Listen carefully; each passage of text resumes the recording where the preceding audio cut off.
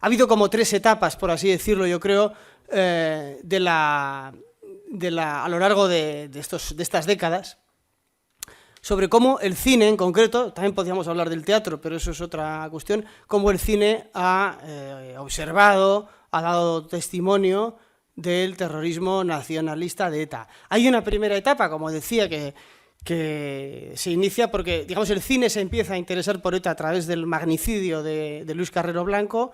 Hay una película ya en el año 76 de José Luis Madrid, Comando Chiquilla, con Paul Naschy haciendo de Tarra, lo cual es hilarante. Es una película muy mala. 2 años después, el mismo tema, el asesinato de Carrero, es el tema que inspira la película de Operación Ogro, de Gilo Pontecorvo, que esta sí yo creo que es una película que tiene un valor cinematográfico, el tipo que había dirigido la batalla de Argel, ¿no? Y tantas otras. Y digamos que toda esta primera etapa, incluso primeros 80, el cine mira a ETA todavía con una visión idealizada.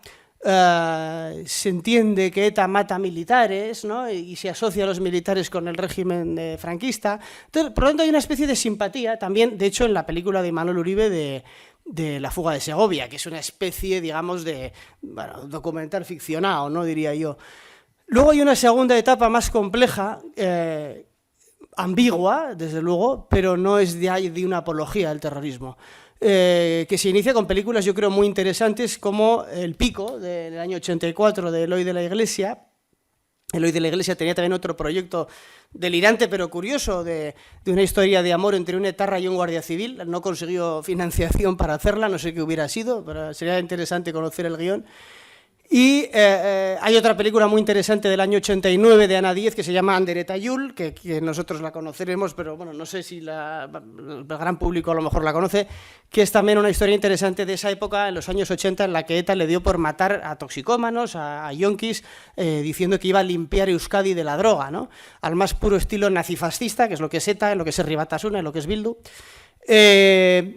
Básicamente es una película interesante sobre un etarra que se encuentra con un antiguo compañero de colegio que es un toxicómano, un traficante, y ETA le indica que tiene que matar a su antiguo compañero de clase, ¿no? En los años 90 continúa la ambigüedad, hay películas, en mi opinión, muy fallidas, como Sombras de una batalla, de Mario Camus, del 92, que empieza ya a hablar, seguimos en esta especie de ambigüedad, de que ETA es malo, pero el GAL también es muy malo y el Estado es peor y no sé cuántos, es decir, en esta dinámica.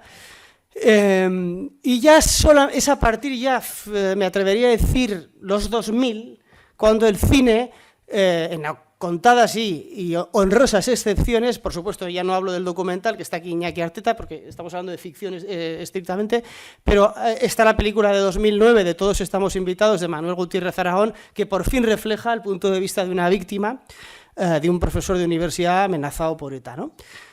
Son estas 3 etapas. La pregunta yo creo que podemos hacernos, ya que el título del acto, de la ponencia, por así decirlo, es ETA en la ficción. No es tanto analizar el pasado, como yo de manera vulgarizada acabo de hacer, sino ver cómo será la ficción sobre ETA.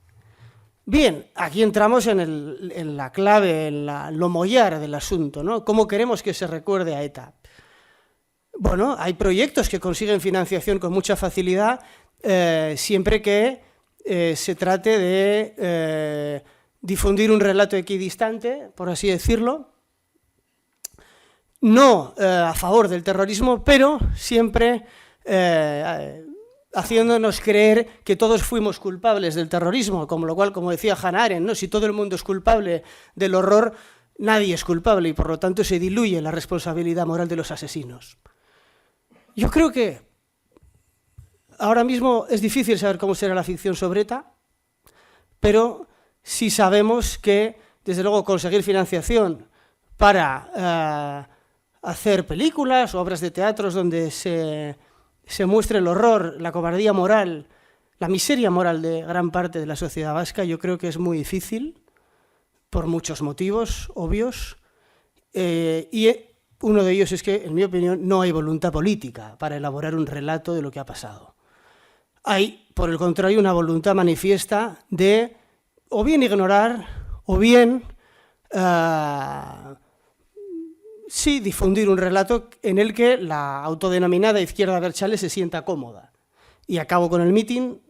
Continuamos. No me queda absolutamente nada que decir, podemos pasar. No, bueno, yo no te voy a contestar la pregunta y pasamos a la siguiente, porque ya después del speech de John, en el cual he hecho un análisis desde el 1980 hasta el 2024 de la ficción de ETA, el cual le agradezco. No, yo puedo contar el por qué contamos nosotros la historia, que será otra pregunta, pero el por qué no se cuentan determinadas historias no soy quien para responderlo.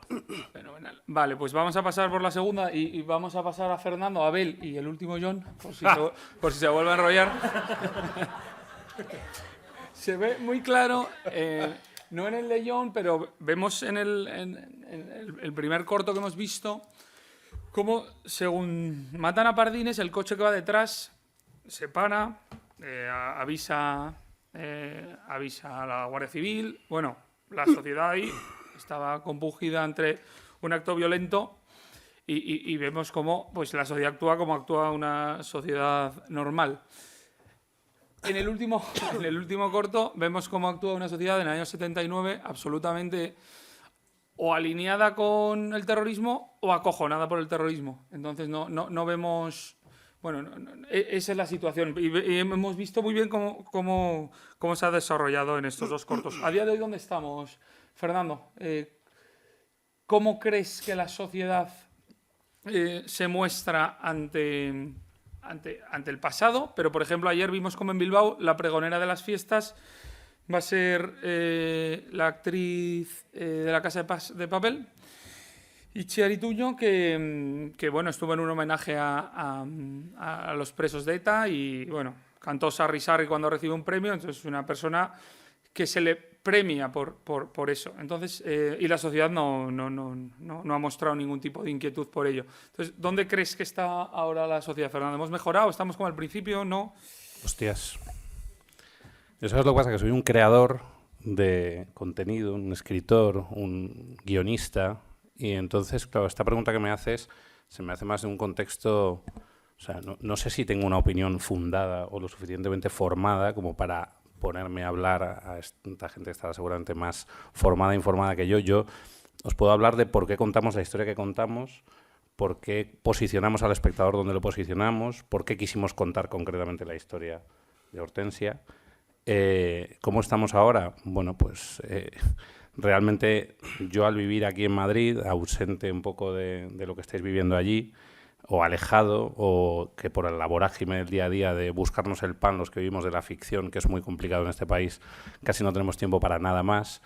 Sí, lo que leo es lo que habéis manifestado y lo que hablaba John, ¿no? De una especie de relato homogeneizado y cómodo y en el que se aleja de lo moral y de los culpables o incluso diluyendo los culpables y las víctimas de tal manera que todo el mundo esté cómodo, ¿no? Como con un relato en el cual pues no ha habido malos, porque lo he expresado muy bien, como que todos son malos, ¿no? Entonces, como el Estado es malo, ellos también son malos, aquí todo el mundo tiene justificación y parece que hay que entender a todo el mundo. Nosotros, por ejemplo, en nuestro corto no nos molestamos a hablar de quiénes eran esos dos señores que portaban esas dos armas. O sea, para nosotros son asesinos. Yo es que soy una persona que yo el nacionalismo no lo entiendo, en general. Yo tampoco. O sea, no entiendo... No, cuidado, pero voy más allá. Es que no entiendo directamente la pertenencia a un país.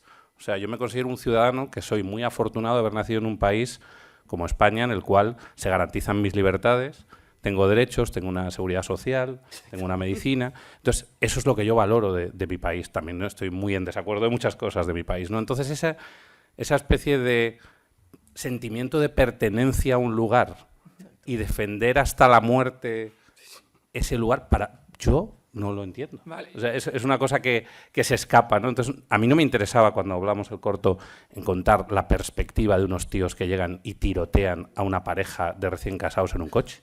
Vale, ¿y este corto incomodó a alguien? Este corto, ¿Os lo hizo saber? Este corto incomodó a la Comunidad de Madrid, la cual nos negó las ayudas. Curiosamente.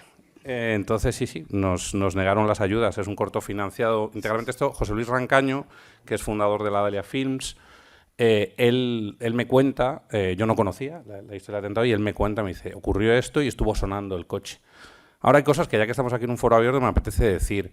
La prensa tomó por verdad que el claxon sonó 27 minutos. Eso es mío, de mi fuente. Yo le puse el título de 27 minutos porque 27 es un número que me gusta porque suma 9. Eso es porque yo estoy mal de la chota. Lo que decía el informe de la Guardia Civil es porque a veces me hace gracia cómo la prensa hace suya determinadas cosas y lo hacen mucho. Y no lo hacen bien porque no se informan. El informe de la Guardia Civil decía que el claxon sonó cercano a la media hora. Claro, 27 minutos efectivamente está cerca a la media hora, pero ningún informe dice que sonará 27 minutos. Es ficción, pero lo han tomado como titular y como verdad. Tampoco ella accionó el claxon. Eso es una licencia, como veréis pone en honor a, pero no pone que sean hechos. Los hechos narrados son ficción. Yo quería plasmar rápidamente todos los prismas alrededor de un atentado y la cobardía, el miedo, la connivencia, el estar de acuerdo incluso con que eso hubiera sucedido y no acudir al rescate. Y para reforzar dramáticamente el hecho de que eso sonara durante 27 minutos, lo quisimos plantear como una voz de auxilio, que al final fue una especie de cortocircuito de la bala con el sistema del coche que hizo que sonara 27 minutos. Pero para mí, y no soy creyente, yo creo que ahí estaba, no sé, Dios pidiendo ayuda para que alguien se acercara, porque ella la trasladaron al hospital y falleció allí. Entonces hubiera habido una opción, si alguien no tarda media hora, en que pasara por allí un furgón de la policía y entonces les ayudara. ¿Qué es lo que pasó? No se acercó a nadie. Pues gracias. Perdón, ahora sí oyo el del speech. No. Abel, sobre la sociedad y sobre si la línea invisible incomodó a alguien. Bueno, responderé a eso y también un poco también al hilo de lo que habéis comentado, porque también me interesaba un poco comentar sobre también lo de la ficción de que se va a hacer, ¿no? Sobre ETA. Entonces, sí, a ver, la línea invisible estaba hecho, fue muy difícil, es muy complicado. Y poner un ejemplo reciente, ¿no? Yo sigo intentando hacer cosas me interesa mucho, creo que hay mucho que contar sobre el tema, bueno, histórico de nuestros orígenes, etcétera, y el tema del terrorismo, yo creo, de ETA en concreto, pero bueno, ha habido más terrorismos.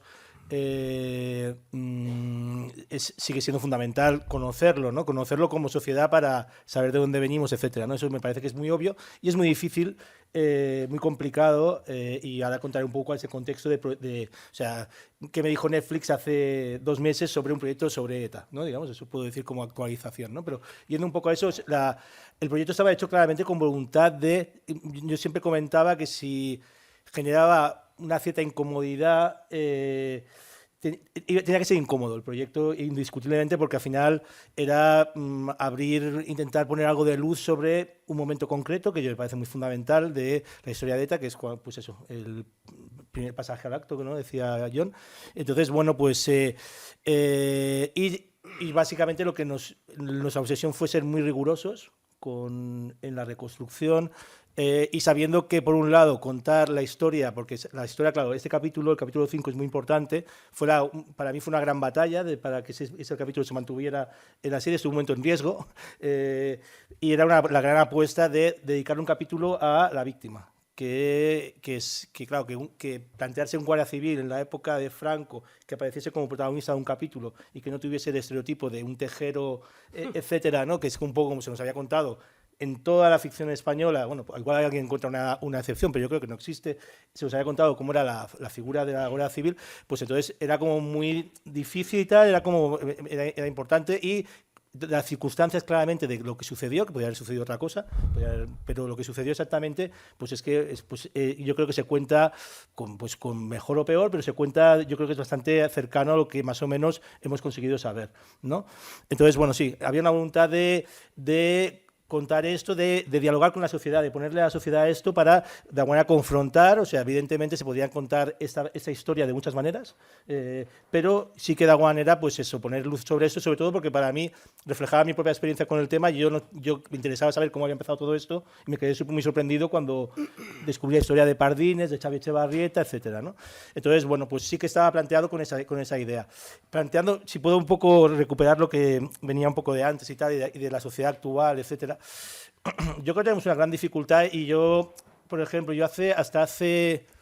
cuando he hablado de la serie, hasta hace poco siempre contaba como un poco como expresaba mi satisfacción porque cuando se había intentado hacer homenajes a Xavi Etxebarrieta el día de... Claro, en el siguiente capítulo nos enteramos, para quien no lo sepa, que Xavi Etxebarrieta 2 horas después tiene un encuentro con la Guardia Civil y él muere ahí, en ese enfrentamiento.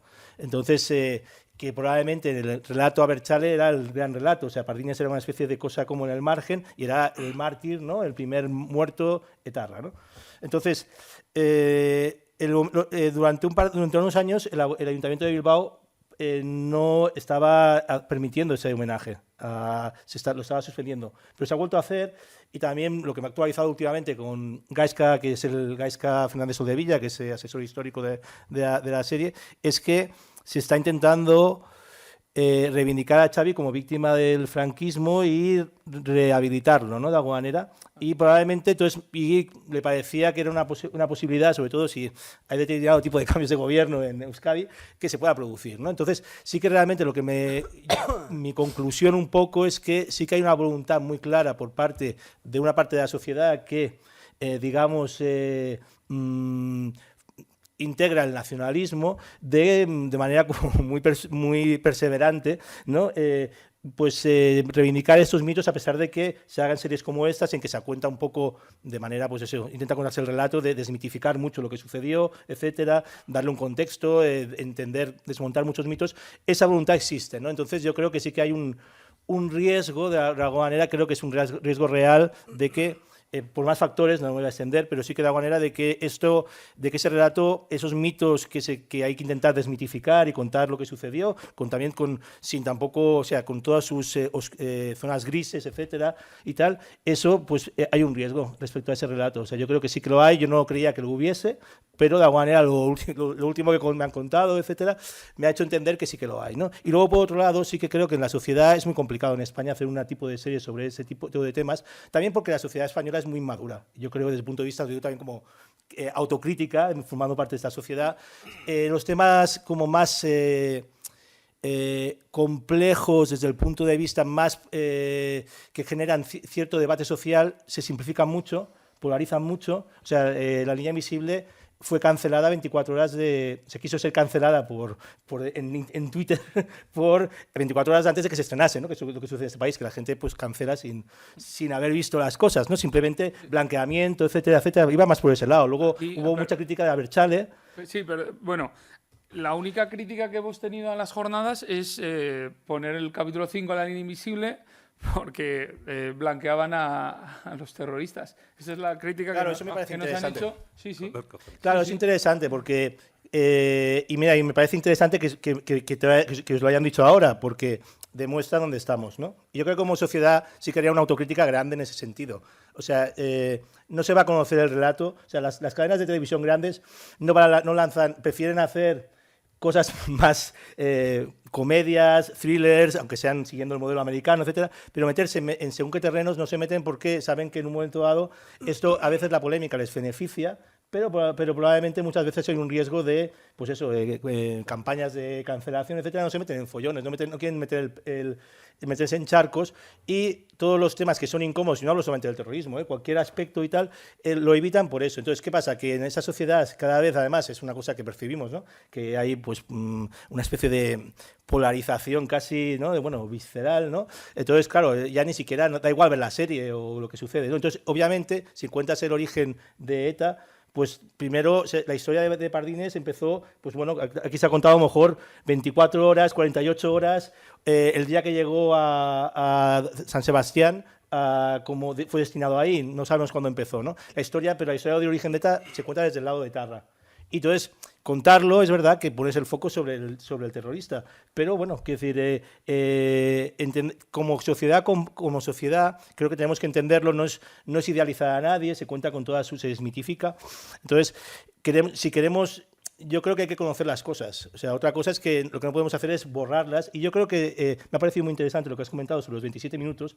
Hay una gran responsabilidad del audiovisual, del cine. El cine es muy importante, las series, para fijar un poco el relato histórico, ¿no? Muchas veces el caso de Carrero Blanco, pues todo el mundo conoce el caso de Carrero Blanco por lo que hizo pues, con Guilo Contecorvo, con el coche volando, esa escena ha dado la vuelta al mundo y quedará así, ¿no? A lo mejor un historiador descubre que no fue exactamente... No, bueno, eso es así, ¿no? Entonces, hay una gran responsabilidad, pero al mismo tiempo también hay que entender que solo es lo que es ficción, que se pueden contar muchas ficciones, etcétera, y que no es... No debemos borrar las cosas. Que si alguien hace una película desde otro punto de vista, se le critica, por supuesto, pero como vea sucedió, ¿no? Esta película en Francia, ¿no? Documental de Patrice Lacoste. Tomás Lacoste, ¿no? Que es proetarra totalmente, pues bueno, hubo una reacción y hubo crítica y se retiró. Entonces, quiero decir pero forma parte de también, pero creo que tenemos que entender un poco cómo funciona, ¿no? Y también establecer que no se pueden generar eso, pues que yo soy esa especie de frentismo, ¿no? Y pues eso, pues querer cancelar La línea invisible cuando es una serie que yo creo que debe ser criticada, por supuesto, y por todos los puntos de vista, y eso abre el debate, pero no creo que determinado tipo de planteamientos que vos podéis decir, bueno, que Movistar no debe, o sea, Netflix debemos cancelarla todos porque hacen, bueno, no sé, ese tipo de debates yo creo que son de una sociedad muy madura, en mi opinión, ¿eh? Veo a John como Miura. Ahora va, pero luego los cuentas lo de Netflix, Abel, que seguro que nos va a interesar, pero doy paso a John. Seguimos. No, pero es que ¿cuál es la pregunta? Era... En la sociedad actual, John, bueno, con Derby no, pero con tus otros cortos has molestado a alguien y te lo ha hecho saber. Pues habrá que preguntar. Bueno, hombre, tú molestas no, con más cosas. Claro, No, soy impresentable. No, es evidente que molesta. Es decir, yo creo que no es que haya un tabú hablar sobre ETA. Es decir, si tú hablas, insisto, si tú hablas desde un punto de vista, como digo, equidistante, justificando el terrorismo, como películas como La Saizabala o como tantas otras, recibirás miles y miles de euros de la Diputación de Guipúzcoa, el Gobierno Vasco, el Ayuntamiento de San Sebastián, es decir, no hay ningún problema. Ahora bien, efectivamente, yo creo que hay, como es lógico en cualquier fenómeno histórico, habrá múltiples relatos, o se harán los que se puedan, en teatro, en cine, etcétera. A mí me interesan más que relatos sobre grandes ideales, en general me interesan los relatos sobre los síntomas de una sociedad, es decir, sobre cómo el horror afecta, y creo que todos aquellos que recurrimos a lo simbólico, que en este caso es la ficción, lo hacemos precisamente para tratar de explicarnos a nosotros mismos cómo pudo pasar eso. ¿Cómo fue posible ese nivel de horror? ¿Cómo... en el caso de aquellos 3 guardias civiles tiroteados en el 79 en una vuelta ciclista a España y la gente llamando a los etarras para que volvieran a rematarlos porque no estaban totalmente muertos? Bueno, las cosas que hemos vivido. Ahora bien, ¿cómo será la ficción? ¿Cómo serán los documentales? ¿Cómo será el relato sobre lo que ha ocurrido aquí? Normalmente, cuando hay una situación de totalitarismo y de barbarie, por supuesto, la inmensa mayoría de la gente, como es lógico y normal, prefiere mantener una actitud evasiva, equidistante, cómplice, de todo tipo, ¿no? Pero siempre, en cada sociedad, siempre hay una minoría que está dispuesta a oponerse porque sabe que algo es indigno y que no se puede mirar a otro lado, ¿no? Aunque te cueste la vida, sabes que tienes que hacer algo. Yo creo que la ficción sobre ETA, como pasó con otras cosas, no quiero hacer comparaciones, evidentemente, pero con la dictadura franquista, con otras cosas, pero creo que el final de ETA es un final sucio, es un final que se produce por una negociación política. En mi opinión, ETA estaba derrotada por la Guardia Civil y solo el narcisismo de una clase política que estaba empeñada en negociar con ellos les salvó en el último momento y propició la legalización de su brazo político, etc. Es muy difícil contar ciertas cosas en la ficción o en un documental y conseguir financiación para hacerla cuando el brazo político de unos asesinos fascistas ha sido blanqueado en gran parte por todos los medios de comunicación y partidos políticos que se dicen progresistas de este país. Esto para empezar. Yo, quiero decir, es muy difícil contar lo que pasó cuando tienes, insisto, televisiones, medios de comunicación o partidos políticos que te quieren hacer creer que, por ejemplo, el Partido Popular, que es el partido de la oposición, partido al que no he votado en mi vida, ni creo que le vote, pero decir que este partido es menos democrático que Bildu, pues hombre, quiero decir, cuando el electorado, gran parte del electorado progresista de este país piensa que Bildu es más democrático que el PP, es que la convivencia en España es imposible. Es que la degradación de las instituciones, es decir, lo que dicen los psicoanalistas, el pacto simbólico se ha roto. La degradación institucional es espeluznante. Cuando yo tengo amigos que me dicen que Merche Izpurúa mejor que el PP, pues bueno, pues esto es lo que hay. Merche Izpurúa, una señora que era la que ponía el nombre de quién debía ser asesinado. Y yo diría algo más. En mi caso, como he dicho en muchas ocasiones, y por eso he tratado de abordar este tema, yo no solo condeno los crímenes.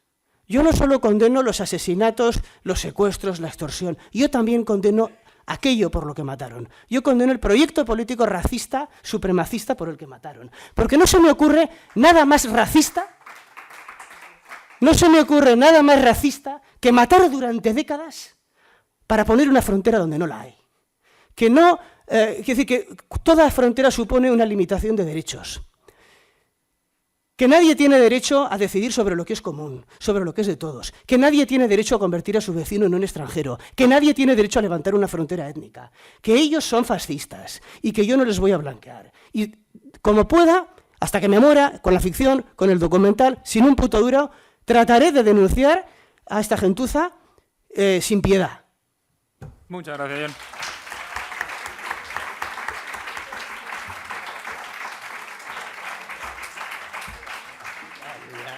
De perdidos al río.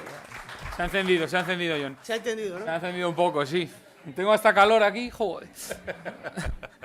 Vale, vamos a dar paso a la ronda de preguntas. Tiene ahí el micro Alberto. Vamos a tener ronda de preguntas. Ay, Dios mío. 22 minutos. No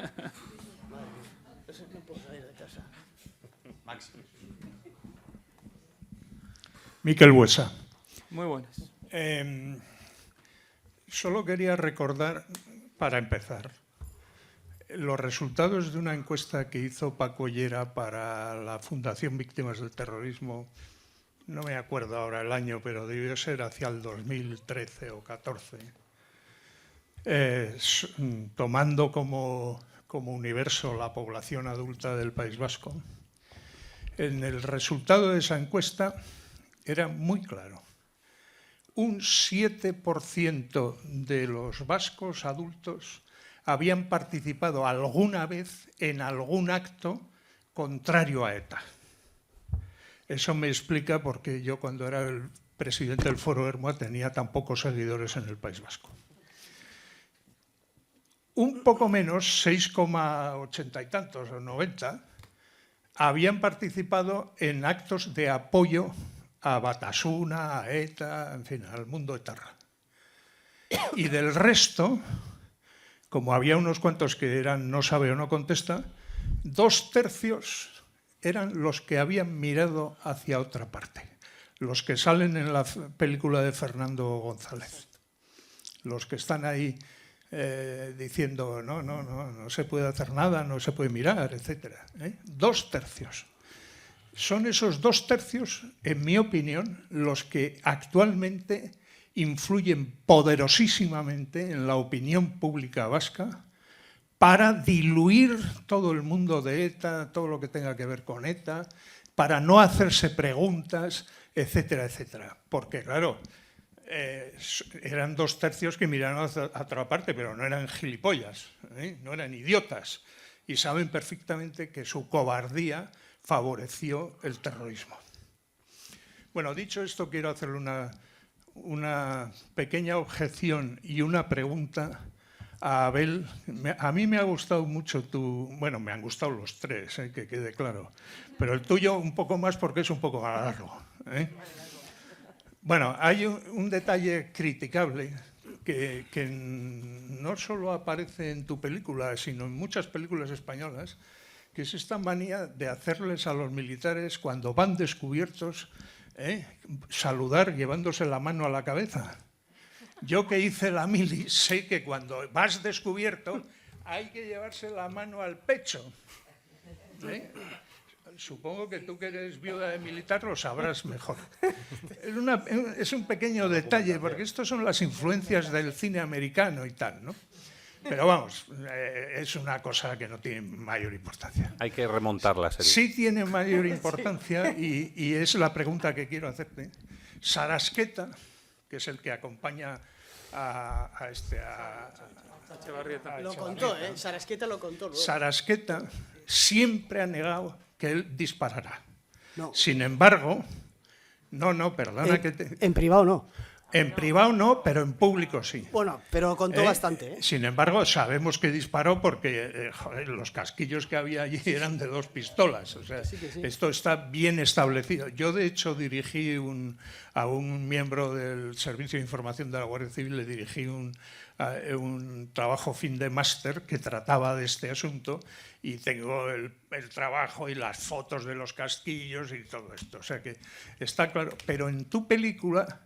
dice, yo no he disparado, no sé, me gustaría que me lo explicaras, porque yo sinceramente dudo que él dijera eso en aquel momento. Claro, es que yo creo que lo interesante, yo conocía el trabajo, el trabajo de máster que tú dirigiste y también de hecho cuando estábamos trabajando el tema con Gaisca Fernández Soldevilla, en un momento dado la única información que había que ponía en duda el relato más o menos general, porque además un relato que habían más o menos apoyado incluso algunos, por ejemplo, pues había como una cierta corriente de simpatía hacia Sarasqueta por muchos de los antiguos compañeros que luego más se posicionaron como Unai Díaz. Pacho Unzueta. Sí, era porque se ve que era muy apreciado entre los demás. Entonces, claramente, a raíz del trabajo que de tu alumno, del máster y tal, seguimos investigando y también encontramos nosotros fuentes que confirmaban exactamente eso, ¿no? También de los casquillos que había, del informe policial que había los casquillos también de Sarasqueta. Entonces, lo que es el cine tiene determinado tipo de recursos. Entonces en el capítulo sale que dispara, vemos cómo dispara. Entonces, y dispara 2 tiros, que es lo que había dos casquillos, y luego, en su negación, casi hacemos un poco como el relato de posterior que casi arrastró hasta, bueno, lo último que teníamos de Sarasqueta, que fue creo una entrevista en El Mundo en el 2000 y pico, unos años antes de morir, él seguía negando que él lo hubiese disparado, ¿no? Entonces, ese elemento como de negación, que se acaba de disparar, lo ha visto el otro también que ha disparado, dice no he disparado, no has disparado, formaba parte también de eso, ¿no? Era como también intentar integrar eso, era como desde la ficción se intenta utilizar ese tipo de recursos, ¿no? Pero claramente, pues en un momento dado, pues gracias también al trabajo de tu alumno, etcétera, pues porque había mucha información que negaba, o sea, muchas fuentes que negaban eso, entonces al final ahí, por suerte, antes de la serie, pudimos concretarlo todo y poder contarlo como fue. O sea, Abel, que lo del Guardia Civil y el saludo es un error, pero esto es aposta. Eso es aposta. Lo del Guardia Civil, aquí puedo echarle la culpa, que yo ese día yo estaba en el rodaje. Bueno, o sea, entonces, yo soy echando el balones creador fuera. de la serie, entonces puedo echar la culpa. No, me responsabilizo también. Pero oye, yo voy a salir en defensa de Sarasqueta. Es decir, que por lo menos allá en el 90 y pico contó que las cosas no habían sido como se creía hasta ese momento. Es decir, porque claro, parecía un encontronazo. No, Sarasqueta no reconoce públicamente que le ha pegado un tiro a Pardines, pero sí reconoce que Xavi Echevarrieta le pega un tiro en la nuca por la espalda sin posibilidad de defensa. Es decir, que no fue un encontronazo. Fue un error. Quiero decir que por lo menos... Sí, eso es que hasta entonces el mito todavía era mayor, porque era un encontronazo. Fue por la espalda a un guardia civil, a un obrero, le pega un tiro en la nuca sin posibilidad de defenderse. Se le dio de frente. En el informe forense, claro, estuvimos dándole muchísimas vueltas. También a la muerte de Xavi Echevarrieta, porque luego estuvimos dándole muchísimas vueltas, analizando el informe forense, porque el disparo, la bala te entra por el pecho. Entonces, luego, ¿cómo se llama? Probablemente había un giro que, o sea, sí que, claro, es imposible reconstruirlo si no estás ahí exactamente lo que sucedió. O sea, puede haber un giro y en ese momento dispara y dar el pecho o tal, pero lo que sí que parece, no, lo que sí que es verdad es que él no había desenfundado y tenía la documentación en la mano. Exacto. Entonces, eso es la clave del asunto, porque el relato que había ido mitificado era de Wester, quién saca primero y tal, ¿no? Entonces, y eso claramente queda fuera. Y tal, lo mismo con la muerte de Xavi Etxebarrieta, estuvimos dándole millones de vueltas. Ese día sí que estuve en rodaje, lo estuvimos mirando, y para ver un poco que encajase con lo que con los informes, etcétera, y contarlo, porque sabemos que eso genera mitología, ¿no? Igual pero también hay que entender que lo cinematográfico no siempre es válido en la ficción. O sea, perdón, la ficción y la realidad siempre tenemos que encontrar el lugar, ¿no? Al final, desde qué punto de vista lo queremos contar, llegar al punto en el cual se machea con la realidad y con los hechos, pero claro, cuando narras cinematográficamente necesitas una serie de elementos para posicionar al espectador y para transmitir, ¿no? Entonces al final tienes como que ir... Y es muy delicado porque intentas contar una cosa en un momento dado, por ejemplo, por contar o sea, con Xavi Etxebarrieta estábamos probando el montaje, de pronto parecía, dice, pero a ver, al final quién le está disparando, parece que le está o sea, depende de cómo parecía, si omitías algo, parecía que le había disparado, se ha disparado a sí mismo, o sea, porque entonces, claro, es difícil, pero sí que, por ejemplo, en este caso, como era tan fundacional, nos parecía fundamental ser, aunque lo hiciésemos mejor o peor, ser muy rigurosos, ¿no? Porque sabíamos que, bueno, por lo menos intentar ser más hiperrealistas, ¿no? Muy bien. Vamos, siguiente pregunta. Fernando. El padrino. Para John. Bueno, yo cuando vi... Vaya resaca tienes. Sí. Hombre, cuando vi John Viar corto de Ervilleta dije risas aseguradas, claro, por eso no me leí la sinopsis y me gustaría saber que contaras un poquito pues qué historia es esta exactamente, cómo la conociste y qué te inspiró a hacer un corto sobre ella en la que efectivamente te echas unas risas y luego 1 minuto y medio nos bajas a tierra y dices, vale, sí, las risas duran lo que duran.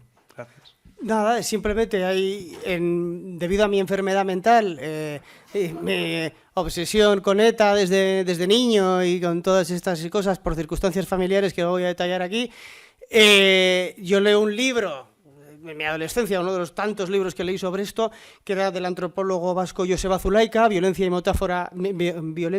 y no me acuerdo cómo es, algo de violencia y metáfora del terror en el País Vasco, algo así. Entonces, uno de los casos que cuenta, es un caso inspirado en hechos reales, del empresario vasco Ángel Berazadi, que trabajaba en la tricotosa Sigma, es secuestrado en el año 76 por un comando de ETA en Guipúzcoa. Era un hombre vascoparlante, digamos, de tradición, de familia nacionalista vasca, de hecho, ¿no? Un hombre, pues, que estaba... Su suegro era también, creo que era el dueño de las tricotosas. En fin, pues un hombre adinerado, empresario, conservador, bueno, un hombre de mundo, que había viajado mucho. Y entonces es secuestrado, pero ETA pidió tal cantidad de dinero en esa época que era inviable... conseguir reunir el dinero que pedían para liberarlo. En ese comando había 4 terroristas y me sorprendió especialmente la banalidad del mal, si quieres, ¿no? Es decir, que eran 4 chavales de aproximadamente 18 o 19 años. Él era un hombre de 56 años cuando le secuestran. Y, claro, estos chavales eran incapaces de hacer un huevo frito, para entendernos, ¿no? Es decir, una cosa, pues como bueno, los que somos vascos ya sabemos lo que es todo esto de la gastronomía, etcétera. Y la cuestión es que lo más grave del asunto es que por estas veleidades humanas, ¿no? Como en este caso el fútbol, lo que se cuenta en el corto es verdad. Es decir, yo modifiqué el guión porque en el caso real eran 4 terroristas, yo con 2 me servía, cogía a Román Rimar, que parecíamos el gordo y el flaco, y ya estaba hecho. O sea, quiero decir, no hacía falta Stanislavski. Hicimos bueno, me costó hacer de un tipo que es de la Real Sociedad, eso ya me parece increíble, pero lo hice. Más que hacer de tarra, esto ya fue tremendo. Y la historia es tan banal, tan cutre y a la vez tan, no sé cómo decirte, tan cotidiana, pero me parecía que era una historia que estaba bien también para desmitificar, ¿no? Para quitar esa mitología romántica del no sé cómo decirlo, como la gente se fascina por el asesino, por el terrorista, porque es alguien capaz de realizar los sueños que él no se atreve a realizar. Eso es el poder que tiene el terrorista, ¿no? Y creía que era una historia que, a empezar, pues, que era barata. Pedí dinero a amigos del colegio, tal, lo pude sacar, luego ya conseguimos una subvención para acabarla, milagrosamente, y me pareció que era una historia que se debía contar.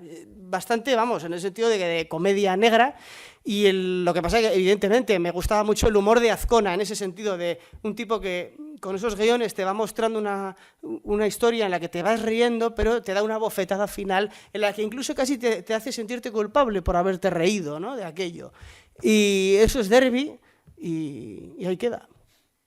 Muchas gracias. Siguiente.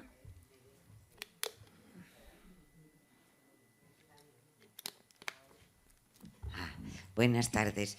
Yo soy Conchita Martín. Y a Fernando González, yo no conocía este corto, pero Ana Velasco, cuando vamos a dar las conferencias a los colegios y a los institutos, lo pone. Y se quedan impactados porque dura tan poco que está muy bien para el coloquio posterior. Yo la línea invisible no he querido verla porque para una víctima poner el foco en el asesino duele mucho. Una cosa es contar una historia, pero cuando el foco está puesto en el asesino es difícil de tragar. Y a John sí, bueno, John... A mí me lo perdonas. Me manda todo, me encanta, me lo paso muy bien. Y es casi de porteras, es decir, que uno es capaz de llevarse bien con el que te vas a cargar por aquello de la empatía en algún momento. Eso es el reflejo. En realidad, el cine no ha ahondado mucho en el problema vasco porque es un problema político. No hay más que ver lo que ocurre con el IRA en Irlanda. El IRA tiene cantidad de películas donde se llega a un momento en que ya es hasta romántico la versión que se hace de los pobres irlandeses católicos machacados y eso es difícil de luego movilizar. Hay demasiada película que los mitifica para bien. Yo querría preguntarle a Abel la relación esa con Netflix.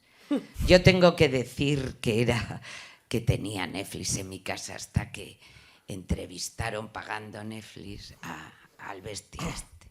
Y ese día me di de baja. Y me escribieron que por qué motivo me había dado de baja. Claro, me playé. Es que me lo pusieron a huevo.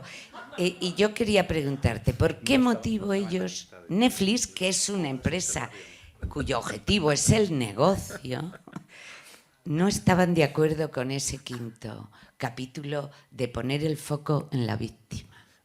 Voy a contextualizar. Netflix no produjo La línea invisible, Movistar. Entonces, voy a ir por partes. Creo que Netflix, por ejemplo, si hablamos del caso de la película de Ternera, por ejemplo, ¿no? que fue motivo de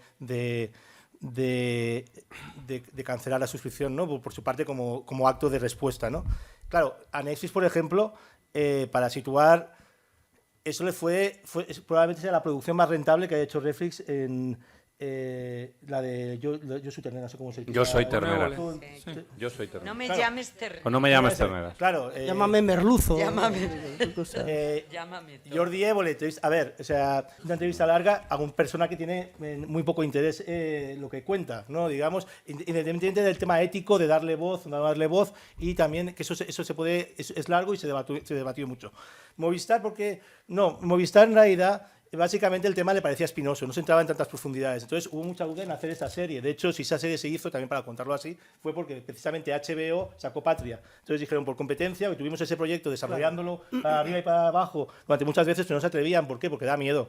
daba miedo lanzar esa serie. De hecho, esa serie causó menos incomodidad, o sea, no echaron a nadie de Movistar, con lo cual, dentro de todo, nadie fue dañado por esto. Pero, por ejemplo, ahora la televisión española, nadie se mueve en televisión española, no se va a producir nada polémico, porque están permanentemente cambiando de director, etcétera, y nadie quiere hacer nada que pueda causar ningún tipo de polémica porque te echan. Ese es un poco cómo funcionan las cosas, ¿no? Entonces, entonces, digo también para situar un poco, ¿no? Entonces, por ejemplo, Movistar básicamente sí que fue cuando hubo un cambio de director, y el último director, en un momento dado había dudas sobre esto, ¿no? Le parecía a lo mejor narrativamente que por qué vamos a poner el foco sobre esto. Y hay que decir que fue gente de Movistar que había estado apostando desde el principio, quien dijo, no, esto se tiene que hacer así como estaba planteado desde el principio. Un capítulo para Pardines, y fue una lucha. Entonces, es verdad que, y yo creo que hay una cosa muy importante, las cosas, porque lo importante de las ficciones es que no hay que verlas, no es obligatorio verlas. Esto no es historia, es una aproximación desde la ficción a intentar contar algo, que se puede rebatir de muchas maneras, desde quien lo ve, desde la crítica en periódicos, desde dice, pues ahora yo cuento otra versión de otra película. Y yo me parece que, yendo al ejemplo de Irlanda, es muy interesante. Porque yo creo que Irlanda, yo no creo que todas las películas sobre IRA sean idealizadoras del IRA. Yo creo que hay mucha producción en Inglaterra, y aparte desde Inglaterra, curiosamente, muchas veces, ¿sabes?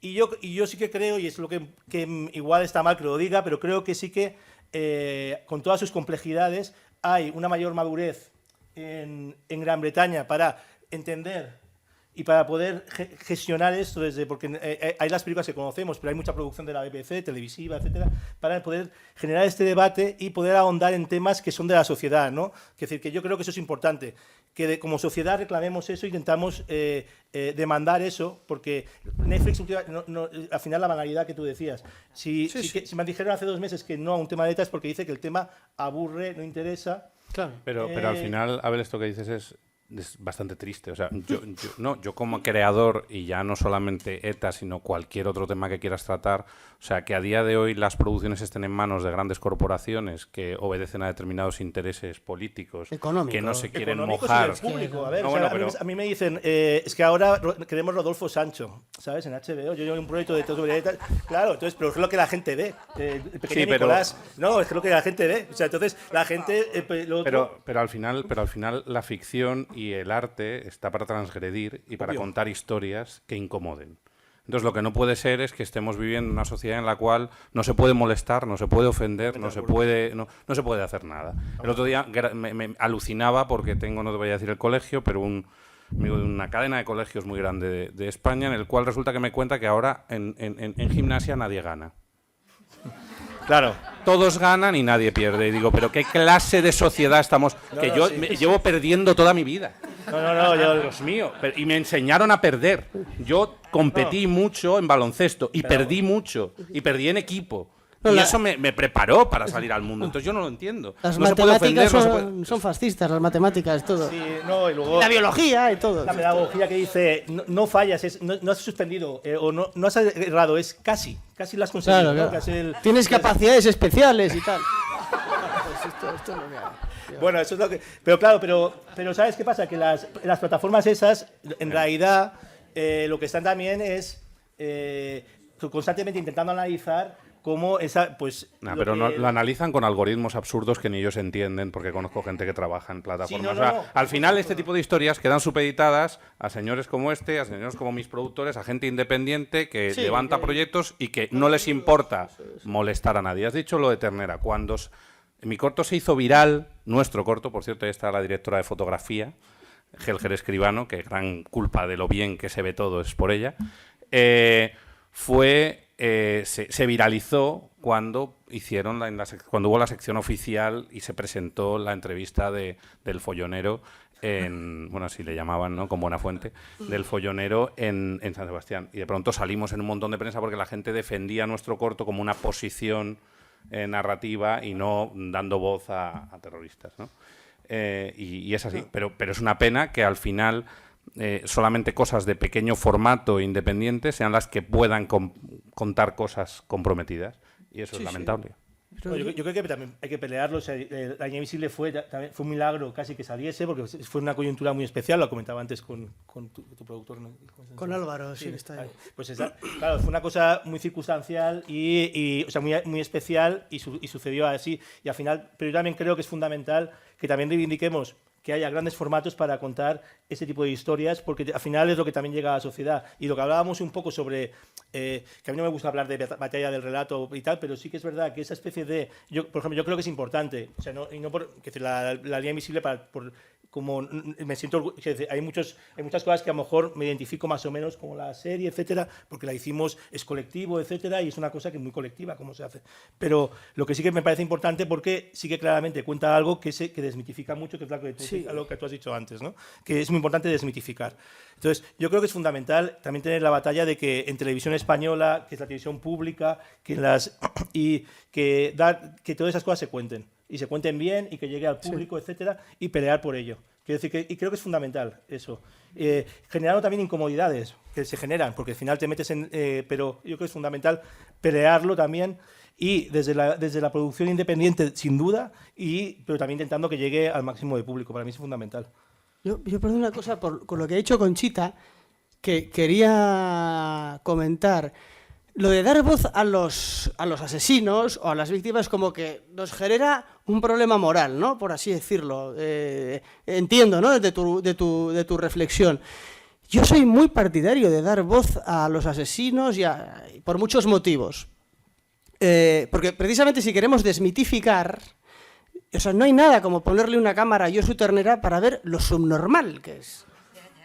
Quiero decir que... No, claro, es decir, y luego hay otra cosa que nos guste o no, Conchita, nos guste o no, a lo largo de toda la historia de la literatura dramática, o del cine, de otras artes, los espectadores tenemos digamos, una pulsión morbosa por conocer al criminal, al asesino, al violador, al lo que sea. Es decir, porque la gente normal pues ya la conoces en tu día a día o tal, y hay muchos personajes que en la vida cotidiana no querríamos tener ninguna relación con ellas, pero que en la ficción nos fascina. Veas el caso de Tony Soprano, de Vito Corleone, de tanta gente. Entonces, claro, es muy difícil. El problema yo no creo que sea el hecho de dar voz a los asesinos, sino con qué intención y cuál es el tratamiento simbólico que damos.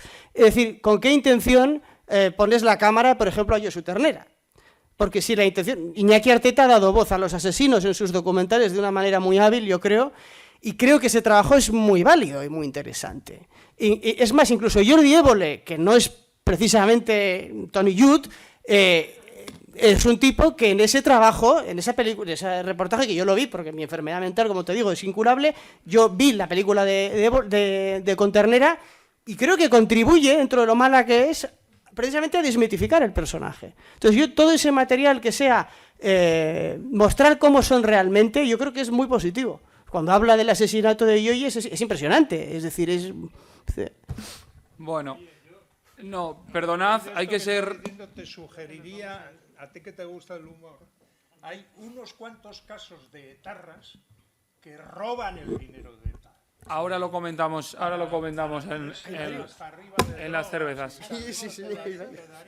Vale, vamos a ser respetuosos con el sitio que nos ha cedido el CEU, así que muchísimas gracias a todos por venir, muchísimas gracias a Abel, a Jon, a Fernando por vuestro trabajo. Se ha quedado en el tintero alguna pregunta sobre próximos proyectos sobre esto, pero estáis todos invitados ahora a unas cervezas en un sitio aquí al lado, que ya están pagadas, no muchas, pero hay algunas pagadas, y muchísimas gracias por venir.